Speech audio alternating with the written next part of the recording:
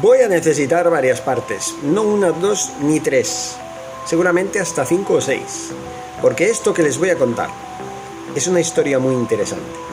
Se titula Houston, no estamos solos. Ocurría cada mañana. Más de 100 coches partían de la capital del país en dirección a la sierra.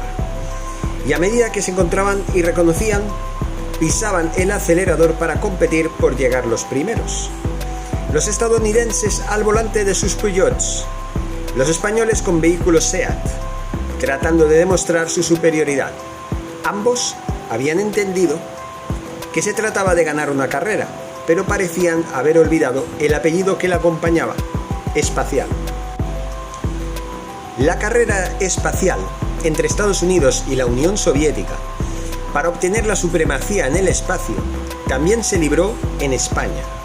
De hecho, sin las estaciones Deep Space, que complementan el sistema de antenas instalado en California y Australia, hubiera sido imposible seguir las misiones Apolo durante las 24 horas del día. Ese era un requisito tan imprescindible para la seguridad humana como para no perder sondas o vehículos por no impartirles una orden o realizarles una reparación a tiempo. Nuestra participación ha continuado desde entonces de forma silenciosa. Desde aquí transmitimos la señal en que el comandante de la Apolo 13 pedía ayuda con la frase: "Ok, Houston, hemos tenido un problema aquí". Los técnicos españoles no solo escuchaban, advirtieron cómo la pérdida de oxígeno en la cabina conducía a la tripulación hacia un desastre. Hablamos de España de mediados y finales de los 60. Carreteras de 2 carriles, uno por sentido, a veces solo uno compartido, sin arcenes, a menudo, antiguos caminos de carros y caballerías que habían sido asfaltados sin variar su trazado. Hay que decirlo, si la llegada a la Luna se coronó sin contratiempos gracias al seguimiento de las antenas ubicadas aquí, también fue gracias al escaso tráfico y a la pura suerte. De lo contrario, los accidentes de tráfico hubieran dejado a la NASA sin operarios vivos con quien continuar su labor. Las carreras debieron ser todo un espectáculo, pues hasta los Mohawk se detenían en las alturas de las antenas en construcción para contemplar cómo llegaban los técnicos en la distancia. Esta tribu originaria del norte de Nueva York y de su límite con Canadá se hizo famosa por su habilidad en el soldado de acero en rascacielos de Manhattan. Seguimos con la segunda parte, de las muchas que vamos a necesitar seguramente, de esta historia interesante llamada Houston, no estamos solos. Esta tribu originaria del norte de Nueva York y de su límite con Canadá se hizo famosa por su habilidad en el soldado de acero en rascacielos de Manhattan, a gran altura. La leyenda dice que no sentían el vértigo, pero lo único cierto que hay en eso es que lo toleraban muy bien. Por eso eran los únicos capaces de montar y realizar el mantenimiento de las enormes antenas Deep Space. Reunir en la España de mediados de los 60 a 277 ingenieros cualificados no era un problema, pero que además supieran inglés se convirtió en un obstáculo casi infranqueable. El idioma era imprescindible para comunicarse con los estadounidenses, y la presión era tanta que el régimen admitió el regreso de algunos hijos de exiliados republicanos. El 17% del personal de la estación tuvo que venir fuera de los inicios. Así que no era cuestión de que se mataran tontamente por venir en coche a diario y compitiendo. Madrid, tenemos un problema. El número de accidentes alertó a la NASA, que acabó poniendo en marcha la primera campaña de seguridad vial de nuestro país, o sea, de España. Fue en 1964, tan solo 4 años antes de la primera que hizo oficialmente la Jefatura Provincial de Tráfico, Usted Primero, protagonizada por un hombrecillo con bigote, calcetines a rayas y un potente coche de la época cuya velocidad lleva al límite del cuenta kilómetros. Lo mejor, el motorista fantasma que le sigue, cabeza de calavera a la que solo falta el fuego a lo Marvel, aunque ese personaje surgiría en la saga de cómic algo más tarde, en los 70. Otro problema que nunca tuvo solución fueron los atascos. El personal de la estación llegó a sumar 400 personas, y dado que el único acceso a los vehículos se hacía con estándares de seguridad estrictos, debían pasar de uno en uno y ordenadamente. Cada rally mañanero terminaba en un embotellamiento.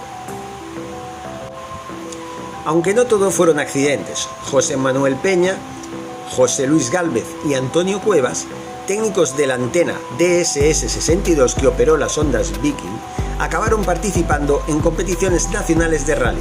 Su ruta diaria les había hecho especialmente hábiles al volante. Y hasta aquí la segunda parte. Seguimos con la tercera parte de esta historia. Houston, no estamos solos. Y dado el año en que estas sondas fueron enviadas a Marte, el rally continuaba 10 años después de la Mariner 4.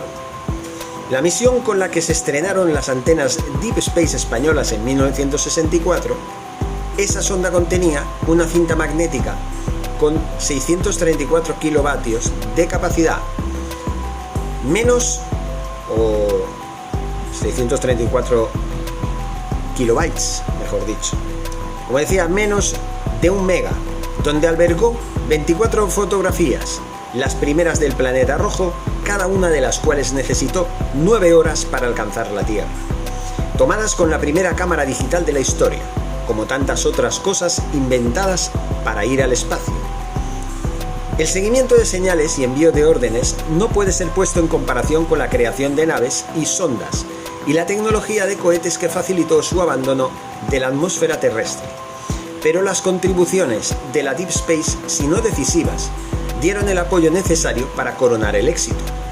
El aterrizaje del módulo del Apolo 11 en la Luna se encontró con la sorpresa de que no estaban en el mar de la tranquilidad, donde alunizarían, sino en un terreno irregular y muy peligroso. Las señales de guiado para orientarlos al punto concreto se enviaron desde la península, coordinadas por los técnicos de la estación, respondiendo a las órdenes recibidas desde el Centro de Control Tierra. Pese a lo que a veces se ha afirmado, las famosas imágenes de vídeo retransmitidas por televisión ya no pasaron por aquí. Se había transferido el control a las antenas de California, respondiendo a la rotación terrestre, como se sigue haciendo para mantener el contacto. El trabajo de los técnicos españoles siempre ha sido silencioso: vigilar e informar, y nunca intervenir directamente. La única ocasión en la que se saltaron esa norma fue el 24 de abril de 1972. El Apolo 16 llegaba de regreso desde la Luna y el comandante había hecho varias llamadas a la Tierra sin respuesta alguna. "This is Casper, over", repetido con cada vez mayor nerviosismo, hasta 5 veces. José Manuel Grandela, jefe de operaciones en ese momento, comprendiendo la situación emocional del comandante, abrió el micrófono. "Casper, le habla a Madrid. Estamos controlándolo todo desde aquí. No se preocupe, solo hay un problema de comunicación con Houston que se resolverá muy pronto". En los altavoces de la estación, como respuesta, resonó la voz del comandante: "Oh Madrid, beautiful Madrid, wonderful Madrid, outstanding Madrid". Pues seguimos, señores, cuarta parte. Houston, no estamos solos. Pero sin duda la mejor anécdota de esta carrera ocurrió hacia el final de las misiones Apolo, poco antes de que éstas se cancelaran y que la NASA concediera al INTA el control total de la Deep Space. Una súbita y muy infrecuente orden llegó del director de comunicaciones de la NASA directamente a Luis Ruiz de Copegui, director de la MTSCC. Tenían que destruir la cinta del vídeo en que se había recogido el acoplamiento de la Soyuz y la Apolo estadounidense.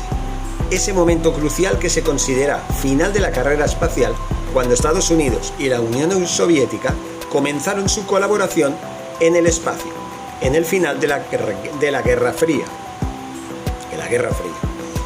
¿Qué tipo de secreto albergaba aquella cinta? ¿Y qué responsabilidad asumiría Copegui caso de destruirla? Posiblemente el gobierno español querría estar en posesión del asunto, fuera cual fuera.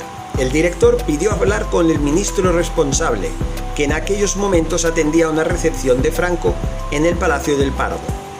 No fue fácil localizarlo, y cuando por fin lo tuvo al teléfono, el ministro le contestó con un estilo muy de aquel régimen: a ver, Luis, si a ti los americanos te piden que destruyas una cinta, pues la destruyes y punto. ¿Para qué coño me llamas?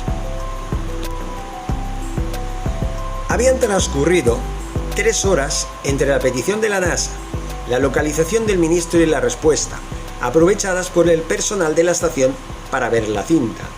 Quienes la vieron estaban de acuerdo en que allí aparecía un ovni. Todos salvo Gokopegui, un destello luminoso en forma circular moviéndose cerca de ambas naves. Era eso lo que querían ocultar los americanos, el contacto evidente con una presencia extraterrestre. Mientras esperaba la respuesta del ministro Gokopegui, aprovechó también para llamar a Houston, a fin de entretenerlos y dilatar el cumplimiento de su orden. Quería una confirmación y procuró preguntarle con mucha sutileza al director de comunicación de la NASA por qué motivo querían destruirla. Un suspiro al otro lado de la línea y a continuación: ¿vosotros la habéis escuchado? Pues escuchadla. Y efectivamente, en el audio estaba la verdadera razón de que la cinta debería destruirse.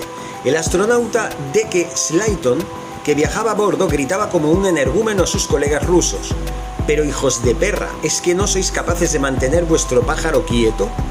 Y seguiremos con una quinta parte. Lo dejamos aquí por el momento, señores. Y seguimos con la quinta parte de esta historia. Houston, no estamos solos. Ya les dije que esto iba para largo. Y yo creo que podríamos llegar hasta una 8ª parte. Vamos a ver cómo va la cosa. Como decía en la 4ª parte, al final de la misma, efectivamente, en el audio estaba la verdadera razón de que la cinta debiera destruirse. El astronauta D.K. Slayton, que viajaba a bordo, gritaba como un energúmeno a sus colegas rusos: «Pero hijos de perra, ¿es que no sois capaces de mantener vuestro pájaro quieto?». El que además fuera director de la NASA y famoso por su mal carácter, había perdido la poca paciencia que de por sí tenía cuando los soviéticos fallaron varias veces en el intento de acoplamiento de la Soyuz. Lo último que quería el gobierno estadounidense es que el grito se filtrara a la prensa, echando por tierra todo el aparato diplomático creado para colaborar con los rusos después de décadas de enfrentamientos.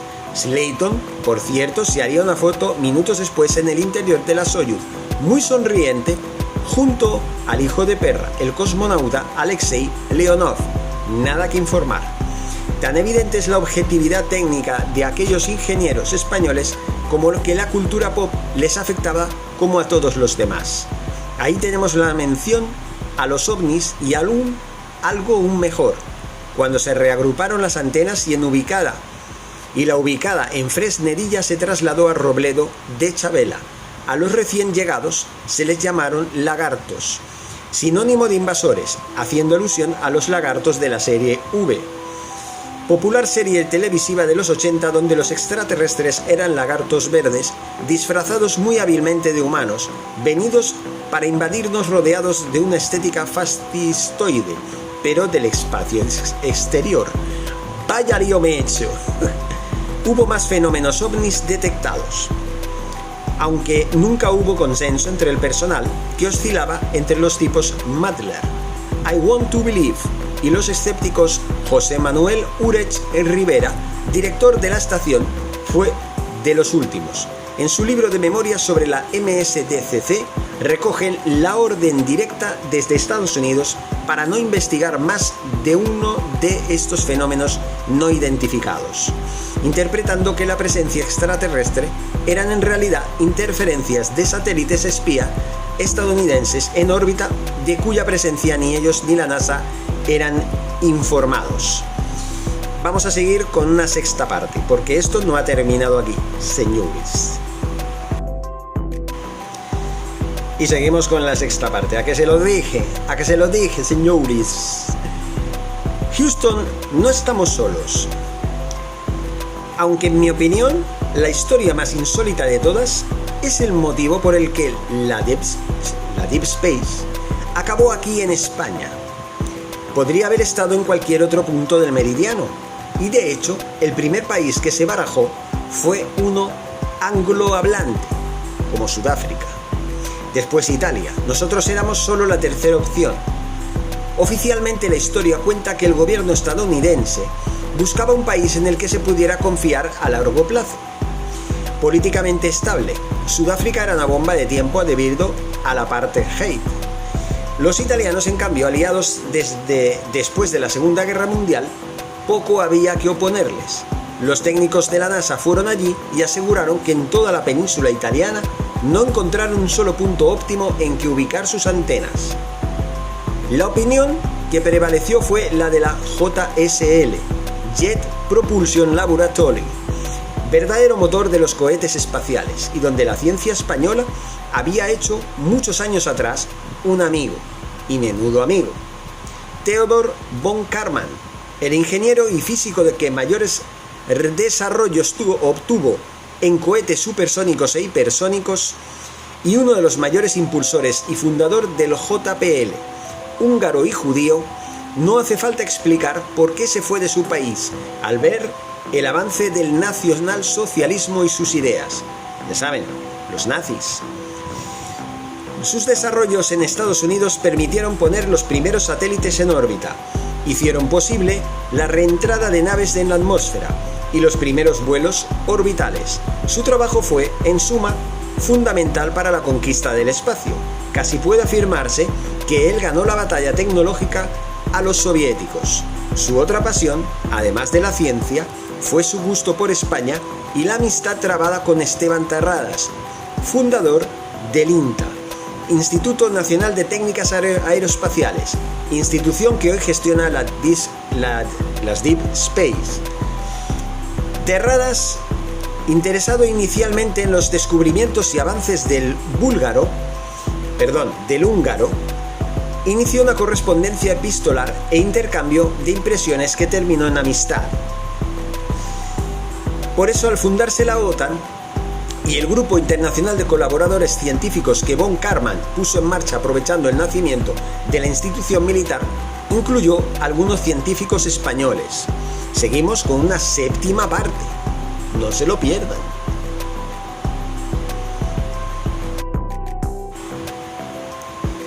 Seguimos con la séptima parte de esta historia. Houston, no estamos solos. Esto parece una telenovela, señores, pero es muy interesante. Sigamos a ver. El objetivo era compartir conocimientos y desarrollos en común para la defensa. Y von Karman estaba más que convencido de la capacidad intelectual de la ingeniería y ciencia españolas y de las aportaciones que pudiesen hacer sus especialistas. A la larga, el científico húngaro desarrolló un gusto por viajar a España, y no solo para visitar a colegas, sino por puro interés turístico. Fue nombrado además doctor honoris causa por la Universidad de Sevilla y finalmente apoyado en el buen trabajo que habían hecho unas primeras antenas de seguimiento espacial en Maspalomas, en las Islas Canarias, en la capacidad de los españoles, y en su propia preferencia recomendó a la NASA desde el JPL que buscara ubicación para las Deep Space en España. Se barajó Sevilla y Madrid y perdió el sur solo porque la zona idónea estaba a 2 horas de la capital andaluza, en vez de a 1, en coche y haciendo rallies, eso siempre claro. Desde entonces la estación MDSCC, que es así como se llama, ahí ha sido los ojos y oídos de la NASA en el espacio, junto a las estaciones de Canberra y California. Hoy es la DS con más antenas de las 3, vigilando las misiones de la NASA desde un plácido valle de montaña entre pinos, gneiss y granito, mirando al futuro de la misión Artemis que devolverá al hombre a la Luna. Esta vez, un hombre de color y una mujer, al menos esos son los planes. Un primer paso para la estación intermedia en la conquista de Marte. Pero según me contó el general Moisés Fernández, director actual del Deep Space madrileño, sus ojos y oídos son sordos y ciegos. La precisión en el procesado de datos y órdenes no les permite por protocolo tratarlos para saber qué contienen. Ellos se enteran de lo que han recibido como todos los demás, cuando la NASA hace pública su información. Es solo un detalle, ambos coincidimos. Al final de nuestra entrevista, en una esperanza emocionante que la primera señal espacial de vida extraterrestre, un fósil, una vieja bacteria marciana, toque tierra primero aquí. We are not alone. Houston. Y esto es todo, señores. Yo ya no pensé que acabaríamos aquí. Pensaba que habría una octava parte, pero ya yo creo que con 7 partes ya es. 7 partes para hablar de una historia verídica que tenía lugar en los años 60 y 70 del siglo pasado, en la que España fue protagonista de lo que se dice el final de la carrera espacial y de la Guerra Fría.